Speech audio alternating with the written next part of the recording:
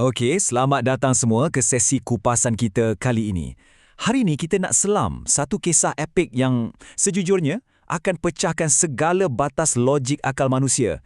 Kita nak bongkar keajaiban dalam surah Maryam dan kupasan kita ni bersandarkan penelitian mendalam dari tafsir Ibnu Kathir. Benda ni bukan sekadar sejarah lama tau. Ini sebenarnya manifestasi kuasa mutlak Tuhan yang saya yakin akan ubah macam mana cara kita pandang ujian yang rasanya macam mustahil dalam hidup kita sendiri. Jom kita mulakan.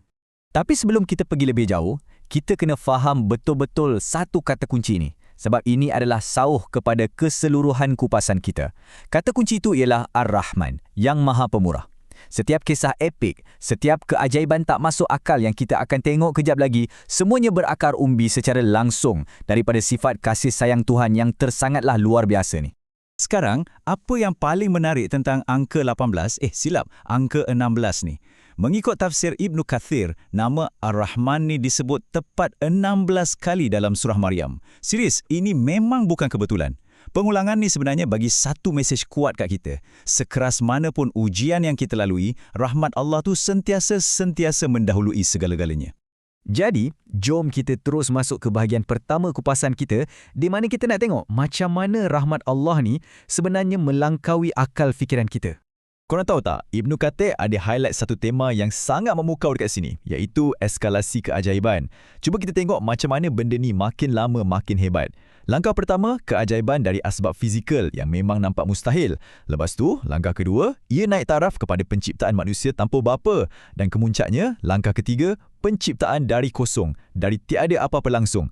Rangka kerja inilah yang akan pandu cerita kita hari ini.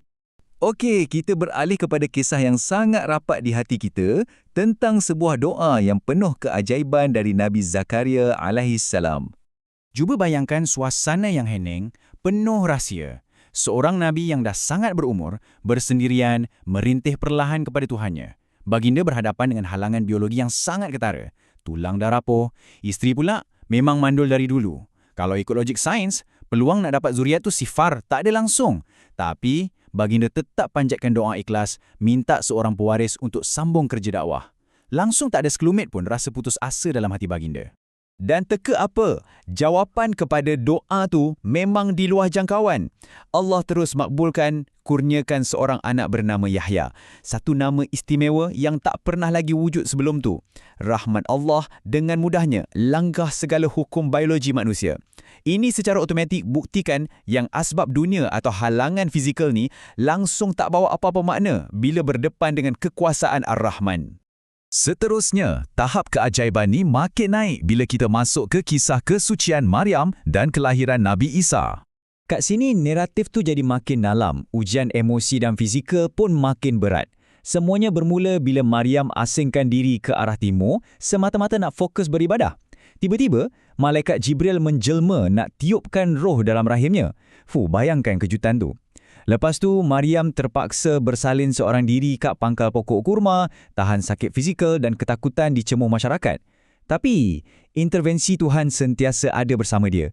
Bermula dari mata air yang tiba-tiba mengalir, kurma segar yang gugur, sehinggalah ke kemuncak mukjizat.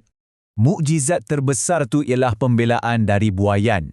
Berat tau ujian emosi Maryam bila kaum dia sendiri tuduh dia berzina. Tapi, beban tu terangkat serta-merta bila bayi yang baru lahir tu, Nabi Isa alaihissalam, tiba-tiba bercakap. Bayi tu pertahankan kesucian ibunya dan terus isytihar yang dia ni hamba dan Nabi Allah. Inilah dia perlindungan Ar-Rahman pada tahap maksimum. Dia jaga betul-betul maruah seorang wanita yang serah bulat-bulat hidupnya pada Tuhan. Sekarang, kita beralih pula dari keajaiban fizikal tadi kepada satu ujian emosi yang sangat real dan dekat dengan kehidupan harian kita, konflik dalam keluarga yang dilalui Nabi Ibrahim. Poin yang paling krusial dekat sini ialah macam mana Nabi Ibrahim berkomunikasi. Walaupun ayah baginda ni seorang penyembah berhala, Nabi Ibrahim sentiasa ulang panggil ayah dia dengan frasa, Ya Abati. Maksudnya, wahai ayahku kesayanganku. Bayangkan beban emosi yang baginda tanggung, tapi baginda masih tunjukkan tahap kesopanan yang cukup luar biasa dengan keluarga sendiri. Perbezaan situasi ni memang betul-betul menyentuh hati. Ayah dia kemain keras, siap ancam nak rejam anak kandung sendiri. Tapi macam mana Nabi Ibrahim balas? Tak ada langsung nak jerit atau marah balik. Baginda cuma janji dengan lembut untuk undur diri secara aman dan janji akan sentiasa doakan keampunan Tuhan untuk ayahnya. Ini memang standard akhlak paling tinggi kalau kita nak uruskan masalah keluarga, walau teruk macam mana sekalipun keadaan tu. Akhir sekali, kita sampai ke puncak perbincangan, di mana segala kisah ajaib tadi membawa kita kepada satu prinsip utama, Tauhid. Segala keajaiban dan rahmat yang kita sembang tadi sebenarnya membawa kita kepada satu je kebenaran mutlak.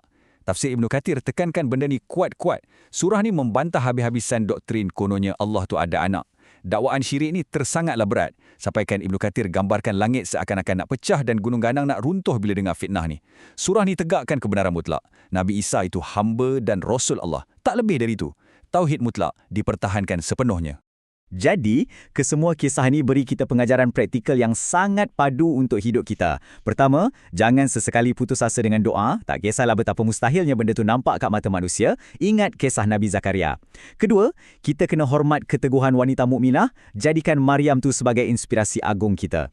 Ketiga, sentiasa kekalkan kelembutan berdakwah, terutamanya dengan ahli keluarga macam Nabi Ibrahim. Dan keempat, sentiasalah berbakti kepada ibu bapa. Sebelum kita habis, saya nak tinggalkan anda dengan satu persoalan untuk direnungkan. Kalau Rahmat Ar-Rahman mampu ciptakan kehidupan dari benda yang mustahil secara biologi, malah cipta kita dari tiada apa-apa langsung, macam mana kita boleh terlintas nak hilang harapan pada perancangan dia untuk kita? Walau apapun ujian yang tengah himpit anda sekarang ni, yakinlah, rahmat Tuhan tu jauh lebih besar daripada logik akal manusia.